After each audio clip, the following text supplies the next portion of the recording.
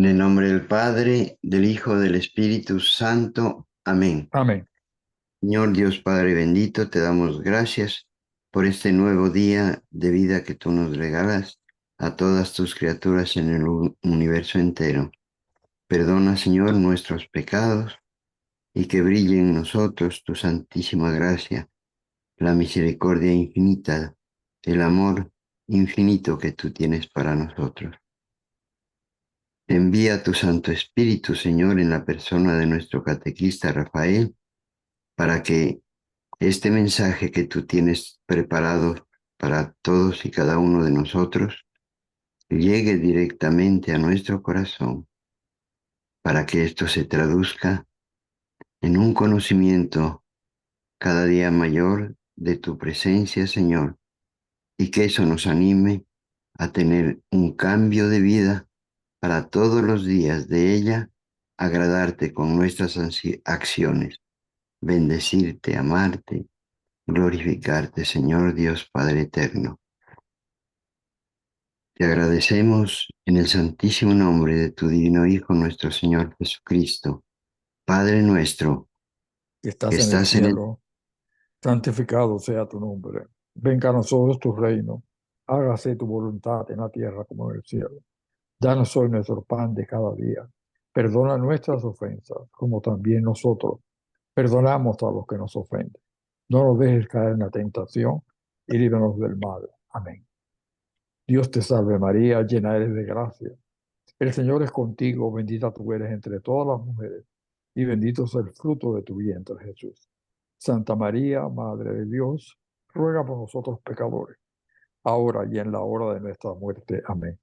Gloria al Padre, y al Hijo, y al Espíritu Santo, como era en el principio, ahora y siempre, por los siglos de los siglos. Amén. Este domingo es el 10º domingo del tiempo ordinario. O sea que ya estamos con los ornamentos verdes, porque ya estamos en el tiempo ordinario, que ahora dura hasta el Adviento. Así que vamos a leer el Evangelio que es de San Marcos, capítulo 3, versos 20 al 35. Marcos 3, 20 al 35. En aquel tiempo Jesús entró en una casa con sus discípulos y acudió tanta gente que no lo dejaban comer. Al enterarse sus parientes, fueron a buscarlo, pues decían que se había vuelto loco. Los escribas que habían venido de Jerusalén decían acerca de Jesús: este hombre está poseído por Satanás, príncipe de los demonios, y por eso los echa fuera. Jesús llamó entonces a los escribas y le dijo en parábolas: ¿cómo puede Satanás expulsar a Satanás? Porque si un reino está dividido en bandos opuestos, no puede subsistir. Una familia dividida tampoco puede subsistir. De la misma manera, si Satanás se rebela contra sí mismo y se divide, no podrá subsistir, pues ha llegado su fin. Nadie puede entrar en la casa de un hombre fuerte y llevarse sus cosas si primero no lo ata. Solo así podrá saquear la casa.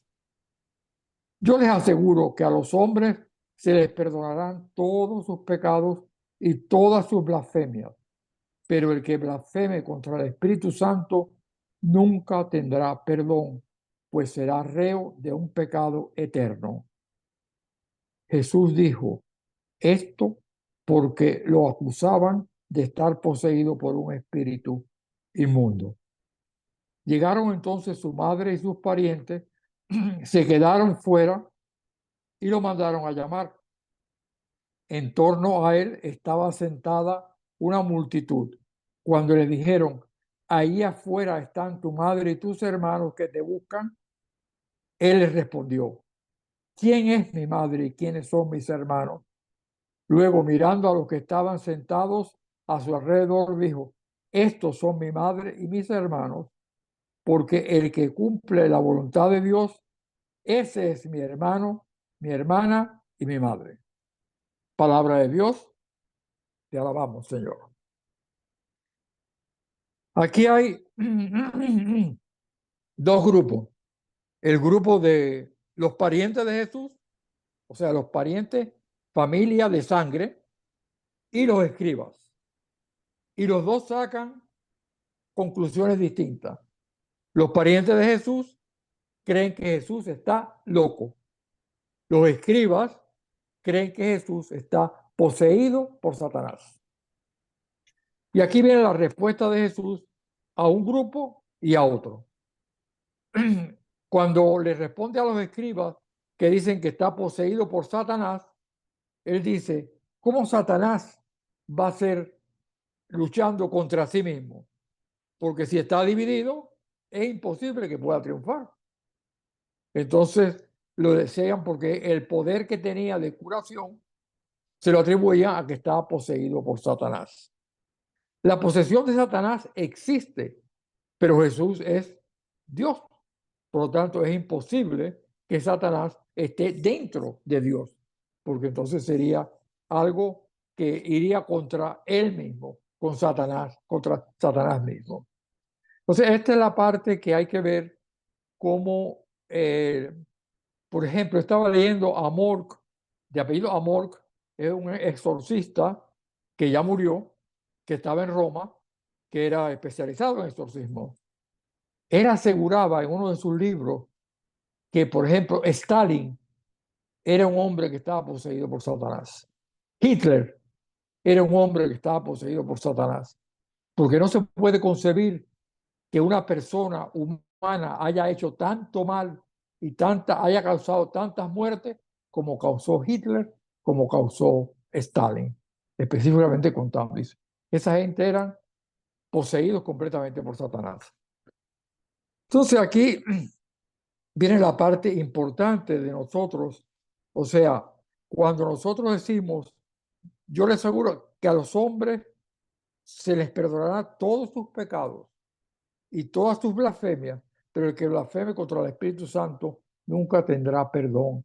Esta es la parte que hay que ver. El pecado contra el Espíritu Santo no es un hecho, es una actitud.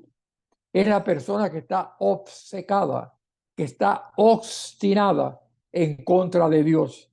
Y entonces, por lo tanto, no acepta nada referente a Dios, sino que todo lo de Dios es su enemigo para él. Esa obcecación es la que hace que la persona esté completamente en contra de Dios y por lo tanto no pueda tener un crecimiento en santidad. Eso, o sea, ¿qué pasará con esa persona hasta un momento determinado?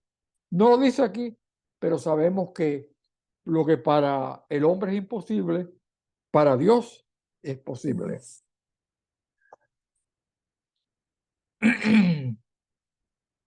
Vamos a buscar primera de Juan, capítulo 4, verso 1 y siguiente. Primera carta de Juan, capítulo 4, versos 1 y siguiente.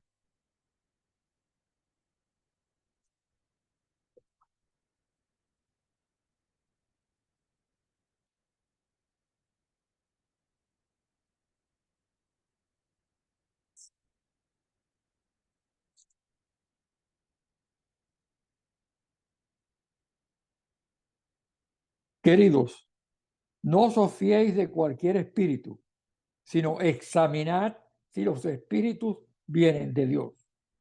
Pues muchos falsos profetas han salido al mundo. Podréis conocer en esto el Espíritu de Dios. Todo espíritu que confiesa a Jesucristo venido en carne es de Dios. Y todo espíritu que no confiesa a Jesús no es de Dios. Ese es el anticristo. O sea que cuando tú tienes que hacer un discernimiento de la persona que te está hablando para saber si verdaderamente viene de Dios lo que está diciendo o viene en contra de Dios en forma disfrazada y es precisamente el anticristo. Por eso la parte importante aquí es cómo puede reaccionar la persona que está obcecada, que tenía todo completamente referente a Dios venido al mundo. Entonces, esa obcecación, mientras permanezca, ese hombre, por lo tanto, está condenado. Él mismo se ha apartado de Dios. Es imposible que pueda estar cerca de Dios. Por eso es que yo a veces decía que el infierno tiene que existir, porque si no sería el cielo como un campo de concentración, porque habría personas que irían al cielo si todo el mundo fuera al cielo y no quieren estar cerca de Dios. Por lo tanto, esta es la persona que está en pecado contra el Espíritu Santo, quiere decir, está obcecado, no quiere saber nada de Dios. Por lo tanto, esa obcecación lo hace apartarse completamente de Dios. Cuando uno está dentro de Dios, esa es la parte importante. Yo estaba viendo ahora la procesión que hacen en Roma por el Corpus Christi, el cuerpo y la sangre de Cristo. Y esa procesión sale de la Basílica de San Juan de Letrán. Hay una avenida grande, la avenida Merulana, que va hasta la Santa María la Mayor. Y entonces llevan la custodia con el espíritu, con el cuerpo de Cristo, y ahí va. Y cuando estaba Benedicto XVI, él mismo iba montado en la carroza, pero el Papa Francisco, como va en una silla de ruedas, no puede estar, sino que estaba esperando la procesión en Santa María la Mayor. Y entonces, pero iban cantando cantos que son tradicionales, pero que tienen un verdadero sentido bíblico. Por ejemplo, de los cantos de Deis, el francés Deis, que él cuando cantaba, uno de los cantos que cantaba polifónico, era una maravilla cuando lo estaba escuchando, porque son verdaderamente, te llegan al alma. Cuando dice, pueblo de Dios, asamblea santa, pueblo sacerdotal, pueblo de Dios. Y entonces son las trompetas. Bendice a tu Señor. Esa es la antífona. Ese canto es porque va hablando de las características que da las funciones mesiánicas de Cristo que te hacen el bautismo. Cuando te ponen el crisma, tú eres sacerdote, profeta y rey. Y por lo tanto, perteneces a la asamblea. Iglesia no es el edificio. Iglesia es la asamblea. Eclesía quiere decir asamblea. Donde está la asamblea, ahí está la presencia de Dios. La casa de la asamblea es lo que nosotros decimos el edificio, que se le llama iglesia. Pero la iglesia, cuando tú hablas de iglesia, es el pueblo santo, asamblea de Dios, pueblo sacerdotal. Y ese es el que va caminando y va bendiciendo la presencia del Señor. Por eso son los cantos que nunca pasan, porque son viene la palabra bíblica, va entrando ahí. Es una belleza, o sea, yo reviví exactamente cuando vi esto, dije, bueno, es una gloria. Y no se me olvida, o sea, la antífona es preciosa. Asamblea, pueblo de reyes, asamblea santa, pues, porque tú eres sacerdote, profeta y rey. Por eso, pueblo de reyes, asamblea santa, pueblo sacerdotal, bendice a tu Señor. Es una belleza. Ese es el grupo de los escribas que decían que Jesucristo lo que estaba era poseído por Satanás. Y el grupo de los parientes de Jesús, parientes de sangre, era lo que decían que estaba loco. Y en eso estaba, cuando le avisan, le dice ahí, afuera están tus hermanos y tu madre. Y entonces, aquí cuando hay algunos hermanos separados, dicen, ve, Jesucristo, la Virgen María tenía más hijos, porque está hablando de sus hermanos. El problema es que no conocen que en aquella época el idioma arameo no tenía nombres para los parientes. Por ejemplo, la palabra primo no existía. Entonces, por lo tanto, todos eran hermanos. Pero la realidad de que la Virgen María solamente tuvo a Jesucristo, a mí me la da concretamente esto. cuando murió en la cruz, para el pueblo judío, Jesucristo era judío, el que tenía que hacerse cargo de la madre era el hijo que venía a continuación. Y no había más nadie. Él tuvo que decirle a Juan, el evangelista, ahí está tu madre. Y a la madre, ahí están tus hermanos. Esos eran los hermanos de Jesús, los que lo habían seguido a él, los que habían vivido con él. Por eso cuando él habla aquí, dice, ¿quién es mi madre y quiénes son mis hermanos? Mirando luego a los que estaban alrededor de él, dijo, estos son mi madre y mi hermano.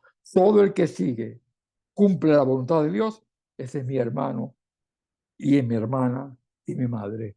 Quiere decir que cuando tú eres bautizado, tú entras a formar parte de la familia de Dios. Por lo tanto, tú eres hermano de Jesucristo, hijo del Padre y templo del Espíritu Santo. O sea que la Trinidad está completamente en tu presencia.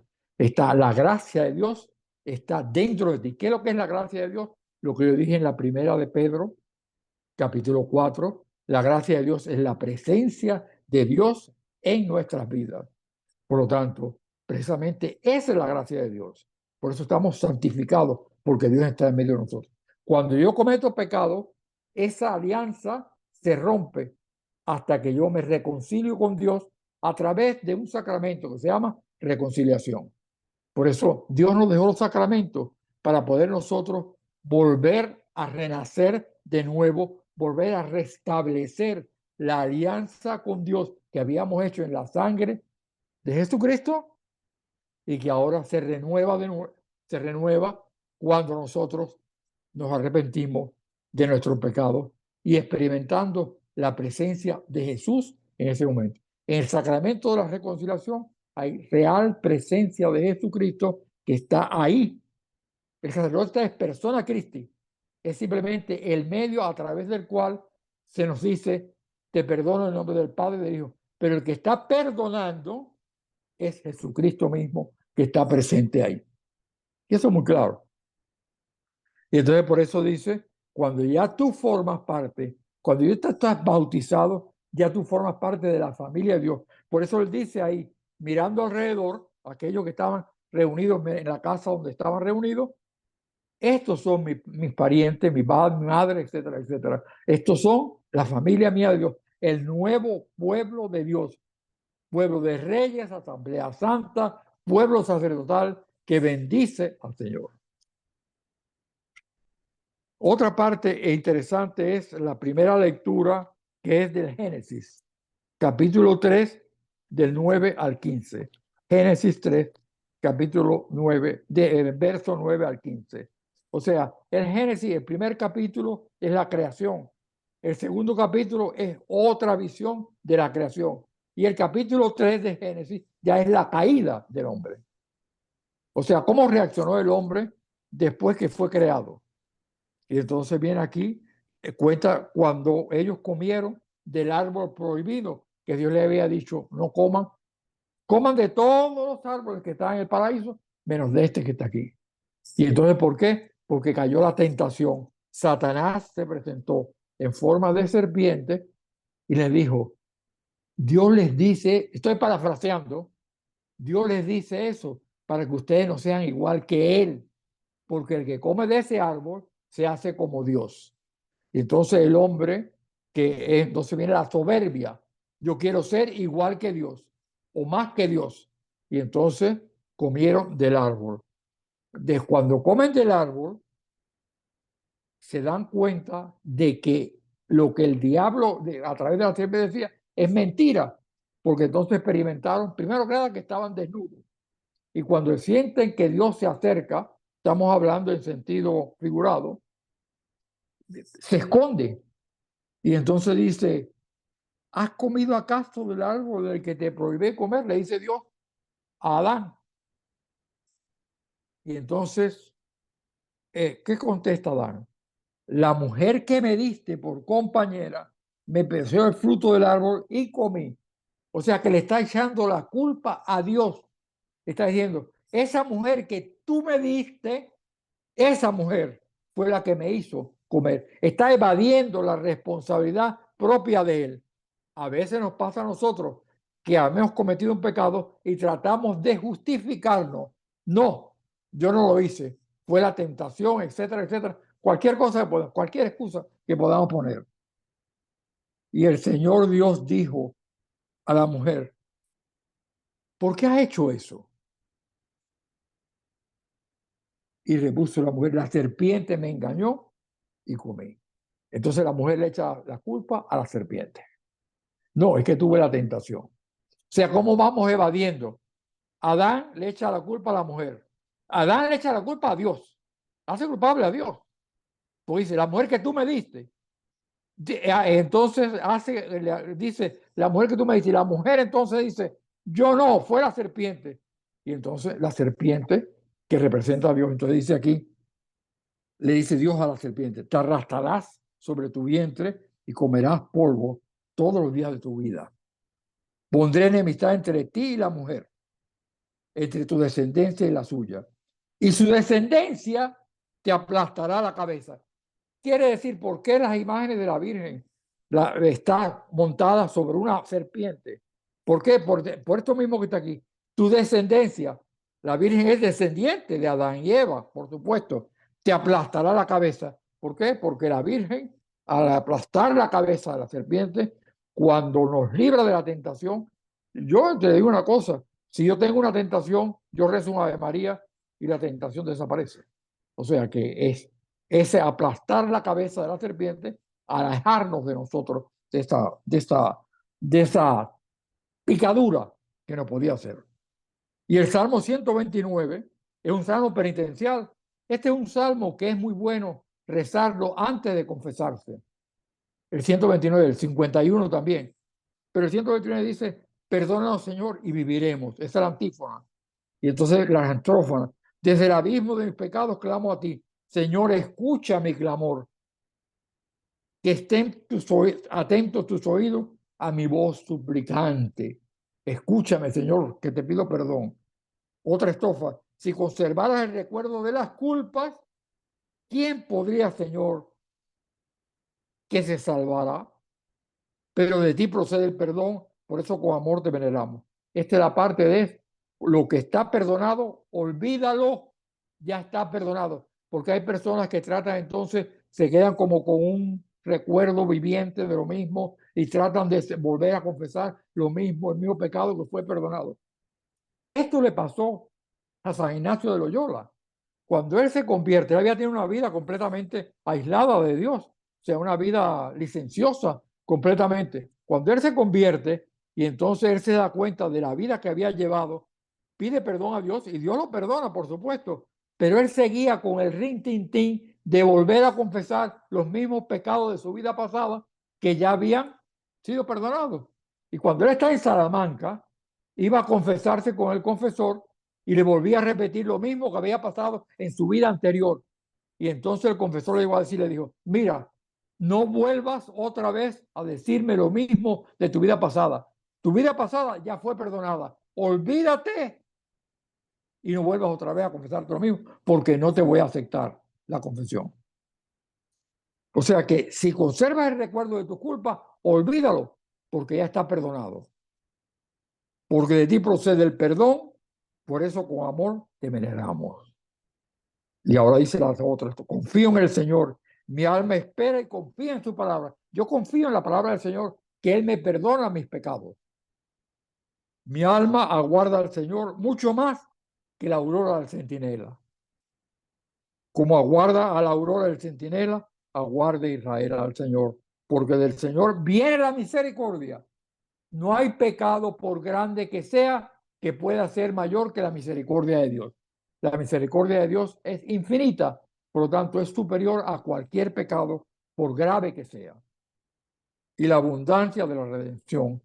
Y Él redimirá a su pueblo de todas sus iniquidades. Cualquier iniquidad que yo tenga, si yo pido perdón a Dios con arrepentimiento y hago el propósito de la enmienda de no tratar de, por todos mis medios, de no volver a caer en el pecado, el Señor te perdona precisamente por eso. Confío en su palabra porque mi alma espera en el Señor, aguarda al Señor. Eso es lo importante. De la segunda lectura, que es de Corintios, segunda carta, 4, del 13, versículo 13 al 5, al capítulo 5, verso 1.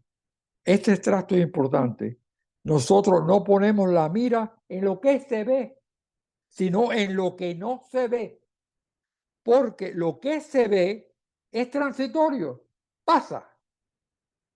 Y lo que no se ve es eterno. Yo no veo a Dios, pero la presencia de Dios es eterna. Pero lo transitorio, lo que sea, pues bien material que yo pueda tener, esto pasa.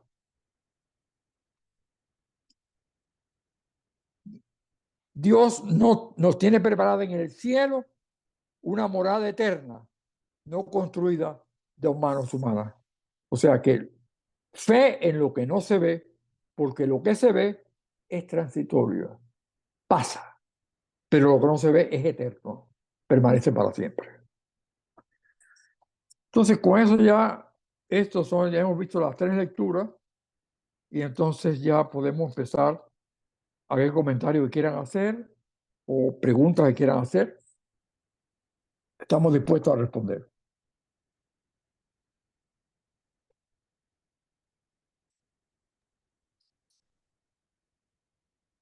Prima 2 micrófonos y continuamos. Sí. Pues eso dice en color.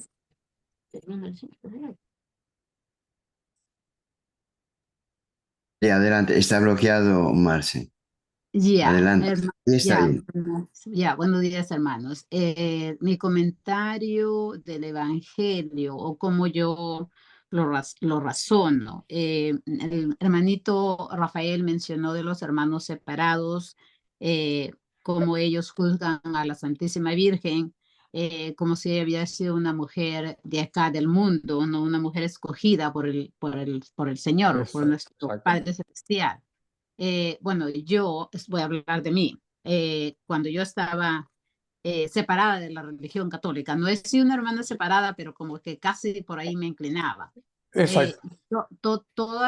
En la Biblia, cuando yo, que era muy poco, pero cuando yo escuchaba o con alguien conversaba sobre la Biblia, mi mente era muy científica Ya veo. porque me había dedicado al estudio completamente separada de la Iglesia Católica a partir de que tuve 10 años, por experiencia que en algún momento va a llegar la oportunidad de que la tenga que contar, pero yo también escuchaba los textos bíblicos, pero la razonaba científicamente, ahora ya cerca a nuestro Señor, porque eso es lo que pasa, o eso es lo que quizás necesitamos muchas personas, es que nos encontremos personas así como este grupo, como usted, hermano Rafael, donde nos hacen ver la parte positiva y la parte espiritual de las escrituras. Ahora yo ya no veo esa parte donde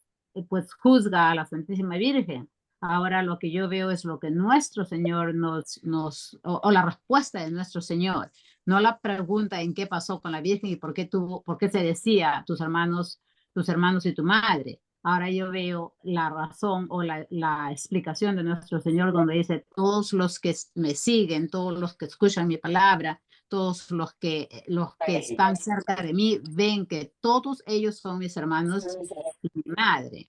Y usted, pues obviamente muy claro lo dice, porque esa era una costumbre bíblica o una costumbre de aquellos tiempos donde la madre que quedaba, pues tenía que hacerse cargo del hijo mayor o de los otros hijos que tenía. Entonces, mucho tiempo atrás, cuando yo no estudiaba la Biblia, no frecuentaba con hermanos como ustedes, yo no veía esa parte. Yo era simplemente lo que la parte científica lo dice, o que por qué le dicen esto a María, por qué o qué pasó. No, nunca vi, o en aquella época no veía lo que el Señor nos enseñaba o nos decía, o quería que eso era lo que viéramos, pues hace un cambio. Y vuelvo a repetir, necesitamos más estudio, necesitamos más personas, más grupos como esto, más personas como usted, hermano Rafael, que pues, nos hagan ver eso que la ciencia lo esconde o eso que la ciencia lo cubre, donde no lo ve, donde no le quiere dar la importancia que realmente Mira, quería necesita. decirte una cosa, Sí, hermano. Marta. La base de ellos es decir que la Virgen María es una mujer como otra cualquiera. Así es. Entonces, lógicamente, cuando yo voy a Lucas, capítulo 1 de Lucas, verso, cuando el ángel Gabriel se aparece a la Virgen María, en el verso 28, le dice, alégrate,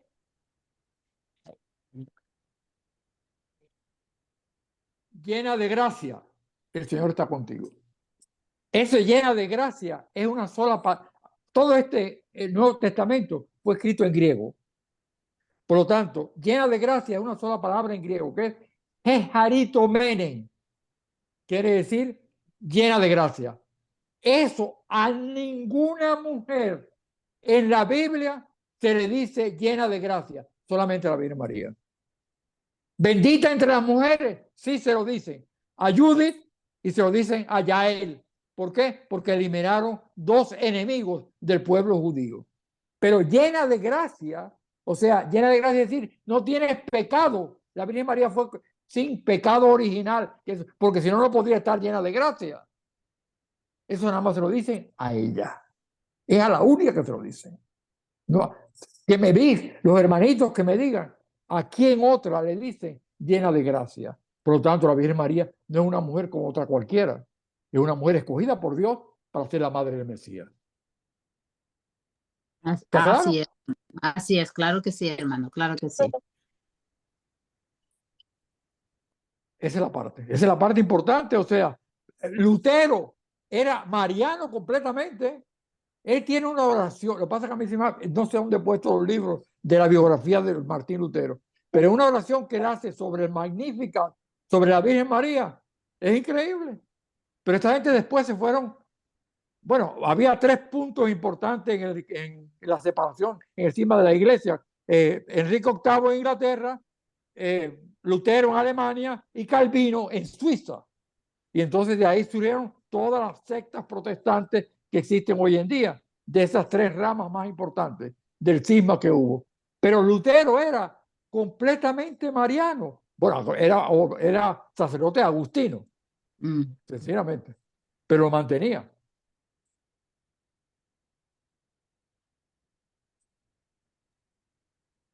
Dime, Marcia, ¿algo más? ¿Algún comentario más? Ahí Miriam va a hacer su comentario, hermanito. Hermano Rafael, Dígame. sobre lo primero que usted habló sobre Satanás y la posición que tenía con los, bueno, habló sobre Stalin, ¿no?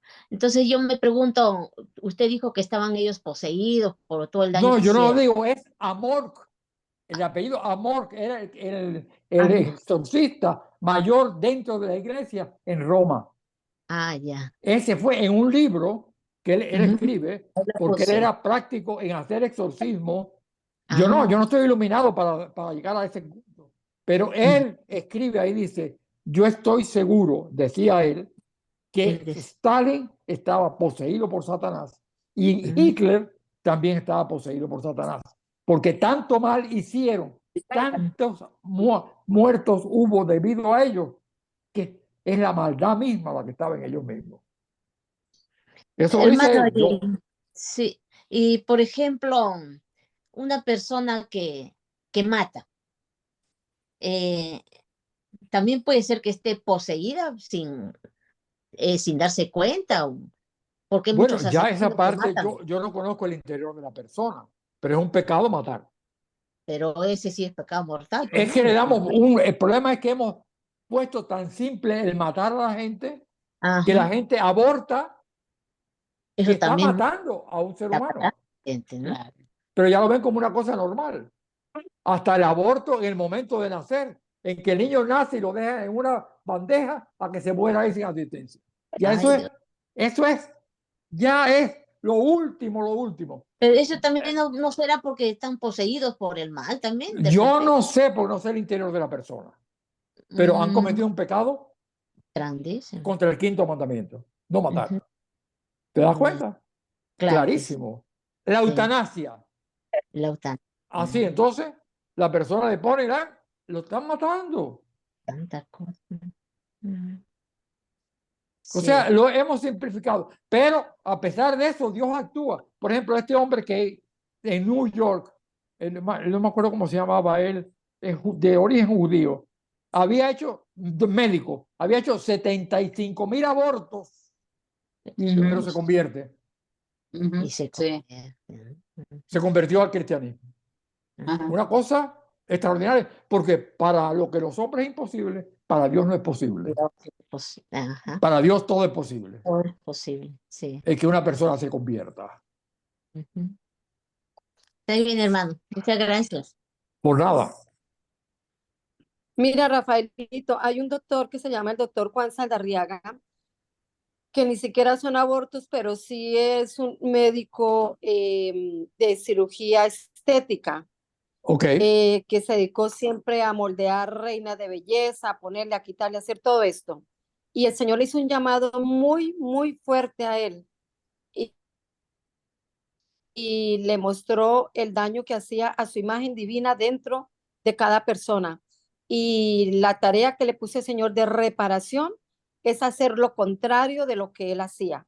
Entonces, él ahora tiene una clínica donde en lugar de ponerle todo esto a las mujeres y hacer, se llama Desplantando a las mujeres. Tiene un oratorio en su casa, el Santísimo, y es un hombre que ha tenido una conversión impresionante por estar en este medio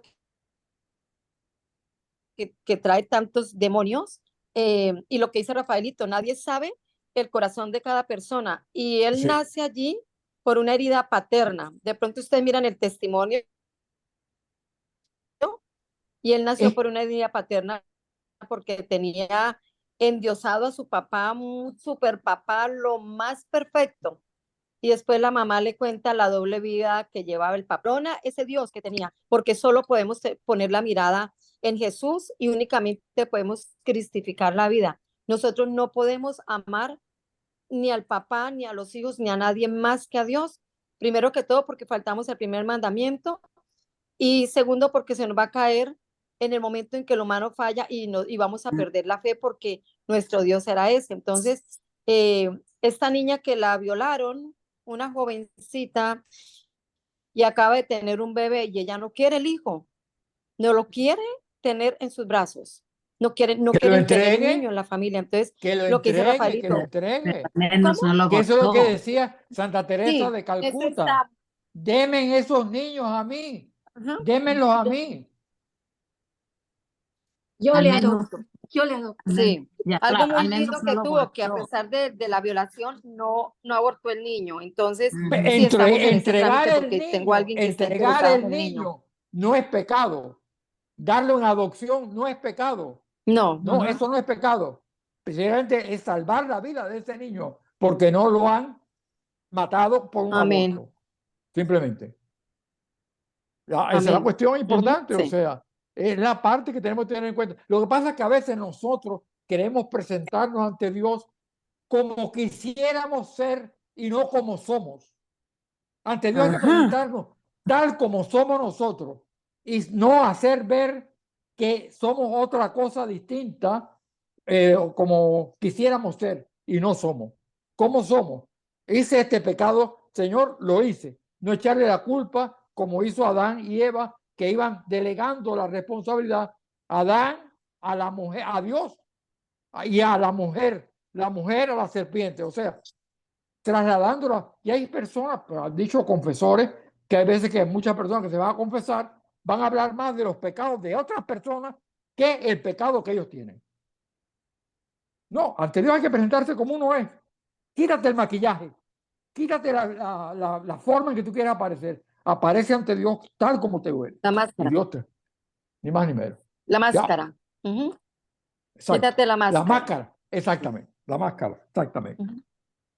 Ya. Sí. Dios te va a perdonar. Rafaelito, cuando uno confiesa el pecado, y empieza a justificarlo, no queda confesado. No, no, el confesor te va a decir, deja la justificación, no venga a darme excusa, dime el pecado que has cometido. Eso es lo que dice el confesor. La pone en realidad a la persona. Ya. Gracias. Entiende que el pecado viene a estar perdonado cuando hay arrepentimiento. Si se está Por supuesto. justificando, no hay arrepentimiento. Y propósito de la enmienda. O sea que yo tengo Exactamente. propósito de no cometer ese pecado otra vez, aunque caiga después. Pero yo hice todo lo posible por no caer de nuevo. Rafaelito, medios de reparación para reparar el pecado. La penitencia que te pone el sacerdote. El sacerdote ¿Es te pone una suficiente? penitencia. ¿Eh? El sacerdote te pone ¿Es una penitencia. suficiente para reparar el pecado? Reparar. Ya eso, si tú quieres agregar más, perfecto, siempre bienvenido. Pero el sacerdote te pone una penitencia. Tú cumples la penitencia y estás cumpliendo con el sacramento de la reconciliación, por supuesto. Amén. Hermano Rafael, aquí encontré algo sobre el Magnífica y Lutero. Un párrafo, no sé si querrá que lo lea. Ah, lo sacaste, léelo, por favor. Lo encontraste Dice, en... Es sí, increíble, es una belleza. sí. Por supuesto es un artículo bastante largo, pero encontré un párrafo donde dice nuestra cuarta observación, porque están haciendo observaciones de varios personajes, así como Lutero. Dice, nuestra cuarta observación gira sobre la profunda empatía. Algunos llaman veneración y fascinación de Lutero por la divina maternidad y el tema de la mediación que abordarás sin ámbages para evitar la idolatrización de María. Lo excepcional respecto al resto de la humanidad es que ha tenido un hijo, esto es lo que dice Lutero, y qué hijo, por eso la llaman Madre de Dios, antes del epílogo. Lutero cierra su comentario con esta oración: pidamos a Dios que se nos conceda la correcta inteligencia de este Magnífica, que no se contente con iluminar y hablar, sino que inflame y viva en el cuerpo y en el alma. Que Cristo nos lo conceda por la intersección y la voluntad de su querida Madre María. Amén. Está escrito o está sacado del libro Grich de 1992 en la página 433. Ya. Sí, se me ha perdido la biografía de Lutero, eran 2 volúmenes y no sé dónde lo he podido poner, porque ahí es la mejor, de García la Higuera, que era un jesuita, que es la mejor biografía de Lutero que existe. Ajá. Pero esa oración que él hace sobre Magnífica es larguísima, pero es Sí. mariano completamente. Sí, sí. Aquí está también el escrito de él, de Lutero, y en este artículo que encontré. Aquí ¿Ya? está, sí, la oración y pone abajo como pie de la escritura, dice Lucas 1, 46 al 55, es lo que él cita. Ya, exactamente, sobre Magnífica. Es se han ido diversificando totalmente fuera del espíritu que tenía. Él hizo el cisma, pero él mantenía su fe en la Virgen María. ¿Vamos? Clarísimo. Eran tres puntos importantes. Lutero en Alemania, Enrique VIII en Inglaterra y Calvino en Suiza. Calvino era el más radical. Ese sí era terrible. Que San Francisco de Sales fue el que tuvo que luchar contra él, porque San Francisco de Sales era obispo de Ginebra en aquel momento y tuvo que luchar muy fuerte contra los calvinistas, porque eran terribles.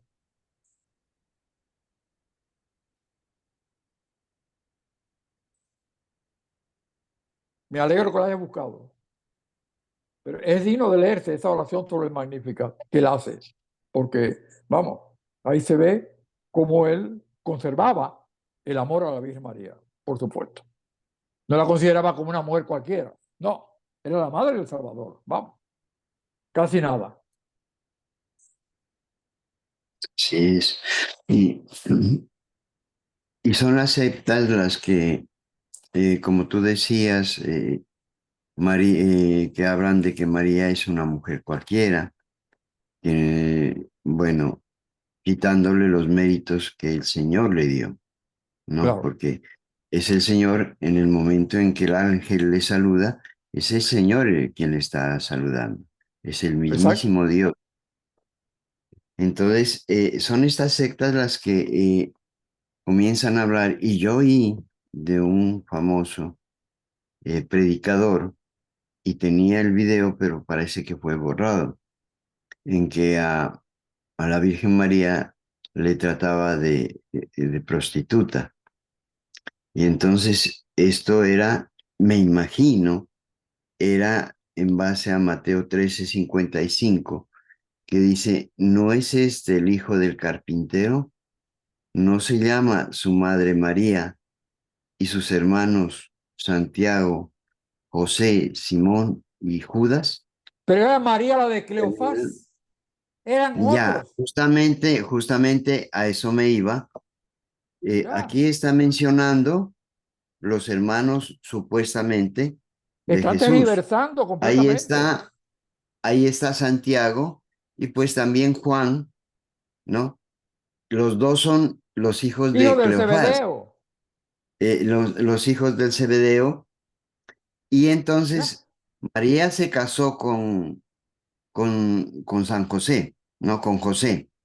por Y supuesto. además, según la creencia de ellos, tenía a Santiago y a Juan como hijos, con Pero un padre es que eso diferente. es tan completamente anormal que yo eso lo hubiera borrado completamente del primer momento.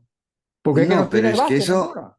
porque hay una cosa, eso sirve para sacar a los hermanos del error en que se encuentran, porque es Hay personas fácil, que están obcecados, que no hay ajá, forma de sacarlos, que precisamente el ir contra el Espíritu Santo.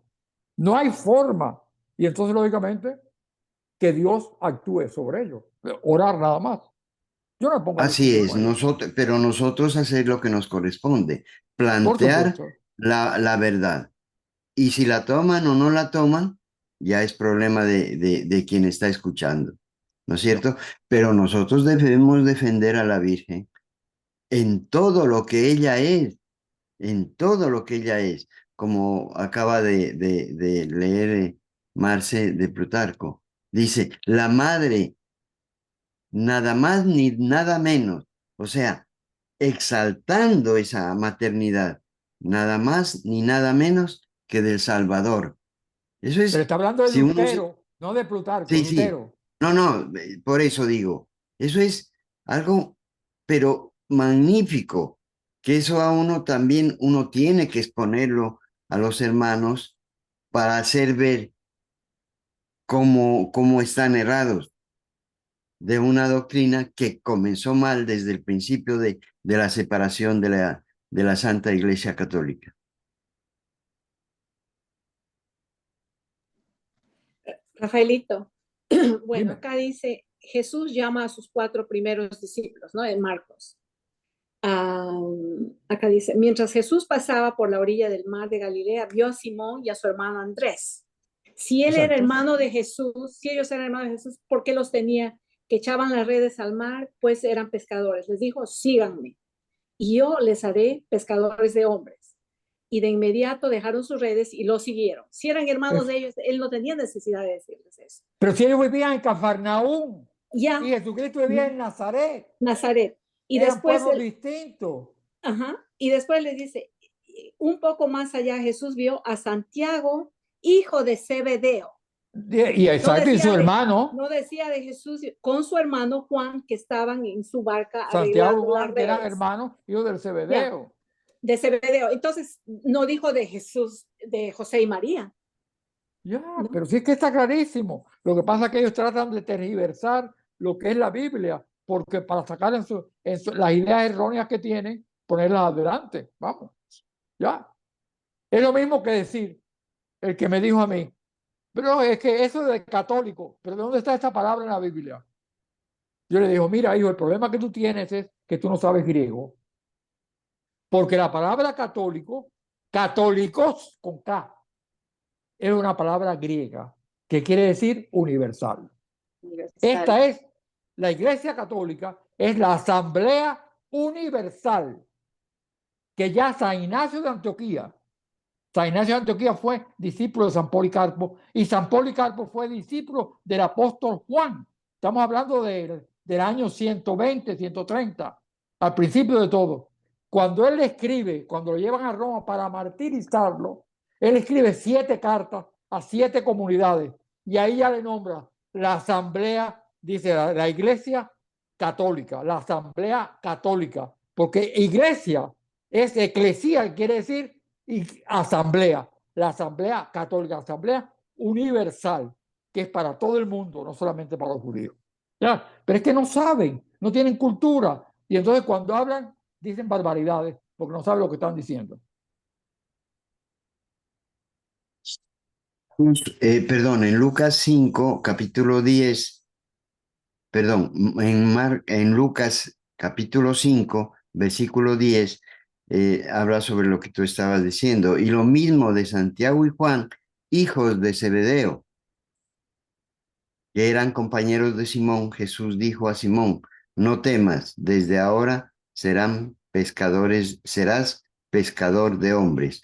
Aquí está clarito que dice son hijos de Zebedeo. Pero es que eso está claro. Así Pero es. cuando tú quieres tergiversar la cosa, es otra parte distinta.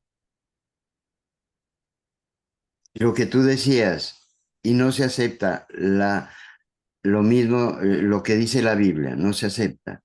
Claro, transforman. Cuando uno se pone a compartir sobre la Sagrada Comunión, tampoco se acepta Juan 6, todo el capítulo, porque todo ese capítulo es eucarístico, ¿no? Tampoco se acepta. Cuando tú ves Efesios 4, la carta a los Efesios, capítulo 4,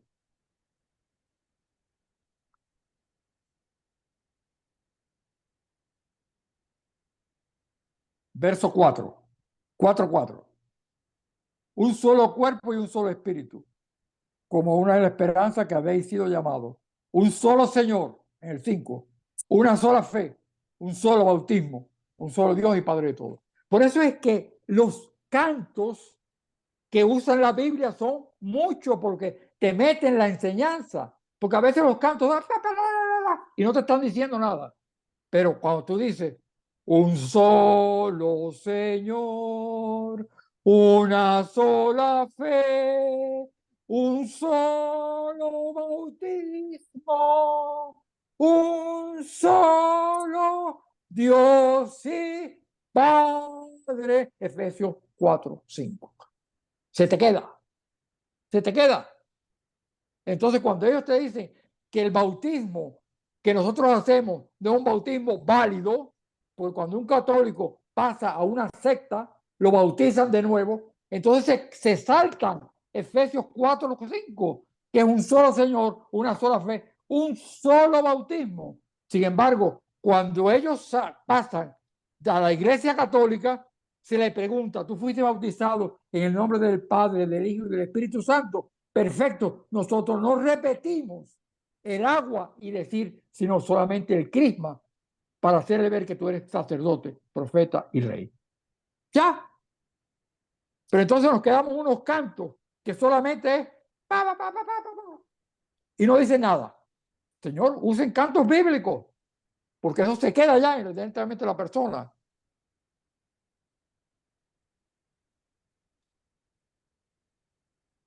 Es que yo me altero con eso, es que veo que es una falta total de conocimiento, vamos, totalmente. Sí, es.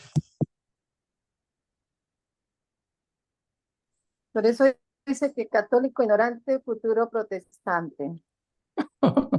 Porque nos dicen 2 palabras y ya nos vamos para el garaje del pastor, porque es que allá sí es permitido separarse, casarse, hacer, por eso fue la conversión de Fernando Casanova, porque decía, pero ¿y por qué vienen todos aquí?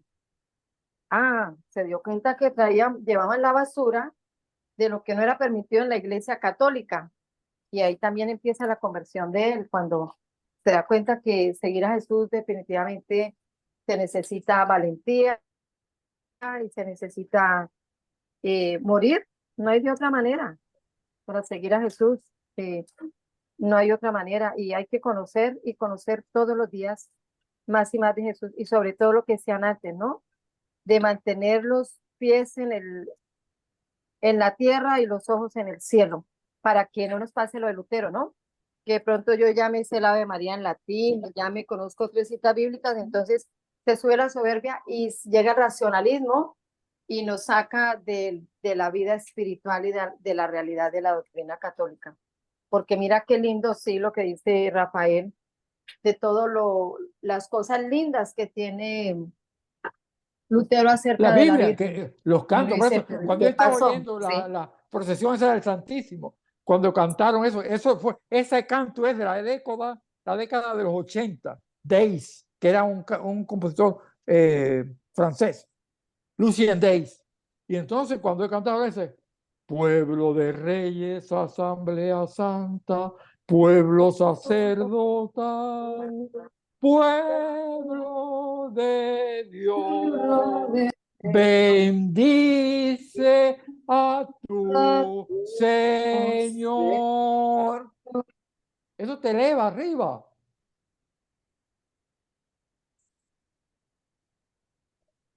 Y algo lindo lo que tú dices, Rafaelito, cuando los cantos son bíblicos y después uno va a la Biblia y dice, ay, pero me lo sé. Entonces uno empieza a meditar la Biblia, pero ya no lo puede decir leído, sino uno termina cantándolo. Exactamente, ¿Sí? se te queda. Termina cantándolo y el que alaba ahora 2 veces. Ajá. Con la música tú recuerdas más fácilmente las cosas. ¿Ya? Sí, sí, ajá, sí. Como cuando cantan el salmo, el Señor es mi pastor, nada me falta. Exactamente, estamos. ¿Sí? Entonces uno ya va a la Biblia y se lo sabe todo. Exactamente, así es. 23. Sí, es lindo. Claro, porque entonces usan unos cantos que son emocionales, Es, que después que se pasa, se quedó en la persona, se quedó en nada. Ya. como el Alcacercer, le sube y cuando se baja ya no tiene espuma ni tiene nada. Ya. Sí, pero bueno, así vamos, adelante. Así. Que Dios nos ayude. Hermanos, gracias por habernos acompañado este día a esta charla tan instructiva, tan bonita, llena de Hay palabras un del Señor. momento antes de que termine, señor Carlos. Quería Adelante, hacerle, señora Luz. bueno, de lo que logré entender hoy con el Evangelio de San Marcos. Preguntarle al señor Rafael, pues, si es como lo he entendido hoy. Que el Evangelio de San Marcos, pues, narra 2 episodios, lo dijo el señor Rafael al inicio. En uno, pues, narra unos familiares que se lo llevan porque creían que él curaba locos. Y el otro episodio es el de los escribas. Ajá. Es decir, hay 2 partes bien importantes. Uno que nos está hablando como de la sanación y el otro que nos está hablando como de la maldad. ¿Es así como lo debo interpretar o como lo debo entender? O Los escribas lo que el uno dicen es habla de lo que él bueno y está el otro de la poseído por maldad. Satanás. Los escribas lo que están diciendo es que él está poseído por Satanás. O sea que es un enemigo de Dios, es lo que están diciendo ellos. Porque las curaciones que hacía, dice, entonces aquí es grave, gravísimo. Precisamente eso es un pecado contra el Espíritu Santo, concretamente. Decir que Jesucristo está poseído por Satanás. Entonces, mantenerse en esa idea. La otra es que se cree que está loco porque se había abandonado de su casa y estaba con otra gente. Entonces, hay mucha gente que cuando se convierte la persona, la familia dice, ese está loco completamente, es un fanático. O sea, ¿por qué? Porque no conciben que esté al servicio de Dios, sino que no esté al servicio del mundo. actuando como actúan ellos, viviendo de acuerdo con las leyes del mundo. Y entonces dice, está loco, déjalo, es un fanático. Esa es la reacción de los parientes de Jesús. Pero este hombre se ha vuelto loco. Hermano, pero eso Padre Santo, no sé, Señor no Dios, sé. Ajá. Señor No sé Dios si- Padre, te damos gracias, Señor, por estos minutos de palabra tuya, Señor, que nos has permitido escuchar de labios de nuestro catequista Rafael Besos. Gracias, Papito Dios, por todo lo que tú nos regalaste el día de hoy. Te agradecemos con la oración que tu divino Hijo, nuestro Señor Jesucristo, nos enseñó. Padre nuestro que estás en el cielo. Santificado sea tu nombre, venga a nosotros tu reino. Hágase tu voluntad en la tierra como en el cielo. Danos hoy nuestro pan de cada día. Perdona nuestras ofensas como también nosotros perdonamos a los que nos ofenden.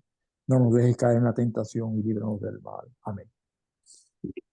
Dios te salve María, llena eres de gracia. Gracia, el Señor es contigo. Bendita tú eres entre todas las mujeres y bendito es el fruto de tu vientre, Jesús. Santa María, Madre de Dios, ruega por nosotros pecadores, ahora y en la hora de nuestra muerte. Amén. Gloria al Padre y al Hijo y al Espíritu Santo, como era en el principio, ahora y siempre, por los siglos de los siglos. Amén. De los siglos, amén. No se olviden, hermanos, que los esperamos el próximo 22 de junio para otra clase como la que hemos terminado.